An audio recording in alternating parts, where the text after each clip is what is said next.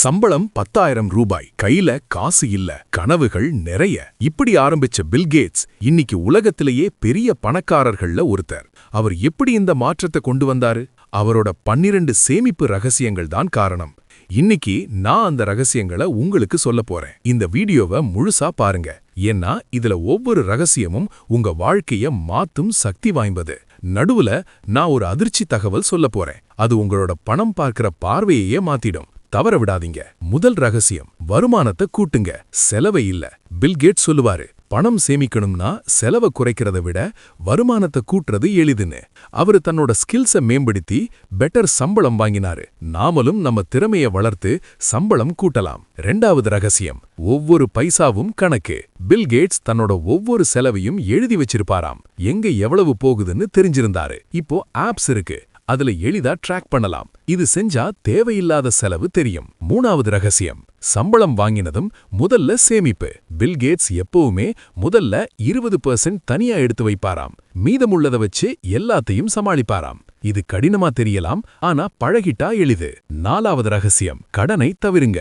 Bill Gates எப்பவுமே credit card கடன் வாங்கலையாம். வட்டி கட்டுறத விட சேமிக்கிறது பெட்டர்னு நம்பினாரு.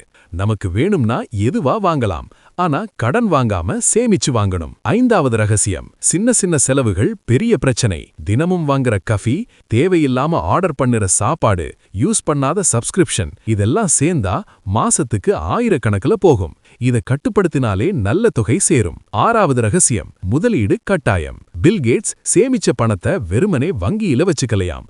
அத பங்குச்சந்தையில பிசினஸ்ல முதலீடு செஞ்சாராம். பணம் வேலை செய்யணும், சும்மா படுக்கக்கூடாதுன்னு நம்பினாரு. நாமளும் மியூச்சுவல் ஃபண்ட் மாதிரி ஈஸியான வழியில முதலீடு ஆரம்பிக்கலாம். ஏழாவது ரகசியம், அவசர கால நிதி. பில் கேட்ஸ் எப்பவுமே 6 மாச செலவுக்கான பணத்தை தனியா வச்சிருப்பாராம்.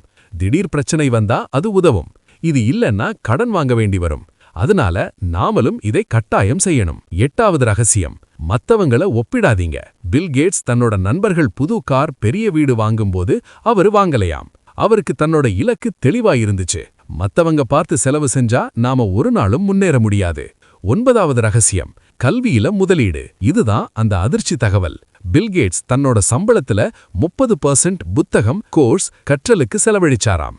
அவர் நினைச்சாரு, என்னோட மூளைதான் என்னோட மிகப்பெரிய சொத்துன்னு. இன்னைக்கும் அவர் வாரத்துக்கு ஒரு புத்தகம் படிப்பாராம். திறமை வளர்ந்தா சம்பளம் தானாவே வளரும்னு அவருக்கு தெரிஞ்சிருந்துச்சு. 10வது ரகசியம், long term vision. Bill Gates இன்னைக்கு என்ன வேணும்னு பார்க்கலையாம். 10 வருஷம் கழிச்சு என்னவா இருக்கணும்னு பார்த்தாராம். அதுக்கான பிளான் போட்டாரு. அந்த பிளானுக்காக சேமிச்சாரு, முதலீடு செஞ்சாரு. இன்னைக்கு கஷ்டப்பட்டா நாளைக்கு நிம்மதியா வாழலாம்னு நம்பினாரு. 11வது ரகசியம், ஆட்டோமேஷன். பில் கேட்ஸ் தன்னோட சேமிப்பை ஆட்டோமேட் பண்ணி வச்சிருந்தாராம். சம்பளம் வந்ததும் தானாவே 20% சேமிப்பு கணக்குக்கு போகுதாம். இதனால மறக்க மாட்டாரு, தவிர்க்கவும் மாட்டாரு. நாமளும் ஆட்டோ டெபிட் வச்சுக்கலாம். 12வது ரகசியம், கொடுக்க கத்துக்கங்க. பில் கேட்ஸ் தன்னோட சம்பளத்துல 5% டொனேஷனுக்கு ஒதுக்குவாராம். இது அவருக்கு மன நிம்மதி தந்துச்சாம்.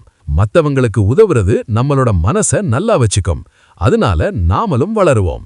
இன்னைக்கு அவரு Bill and Melinda Gates Foundation வச்சு லட்சக்கணக்கான மக்களுக்கு உதவுறாரு. இந்த 12 ரகசியங்கள் தான் பில் கேட்ஸ 10,000 ரூபாய் சம்பளத்துல இருந்து கோடீஸ்வரனா மாத்துச்சு. இதுல மேஜிக் ஒண்ணும் இல்ல, சிம்பிள் கொள்கைகள் தான். ஆனா அதை தொடர்ந்து பின்பற்றதுதான் சாவல். பெரும்பாலானோர் இந்த கொள்கைகளை தெரிஞ்சிருப்பாங்க, ஆனா பின்பற்ற மாட்டாங்க. அதுதான் வித்தியாசம். இப்போ உங்க முறை. இந்த 12 ரகசியங்கள்ல நீங்க எதை இன்னைக்கே ஆரம்பிக்க போறீங்க? கமெண்ட்ஸ்ல எழுதுங்க. நான் இந்த வீடியோவை ஸ்கிரிப்ட் எழுதி, ரெக்கார்ட் பண்ணி, எடிட் பண்ணி உங்களுக்காக கொண்டு வந்திருக்கேன். உங்க வாழ்க்கை மேம்பட வேணும்னு நான் விரும்புறேன். இந்த வீடியோ பயனுள்ளதா இருந்துச்சுன்னா லைக் பண்ணுங்க, ஷேர் பண்ணுங்க, சப்ஸ்கிரைப் பண்ணுங்க.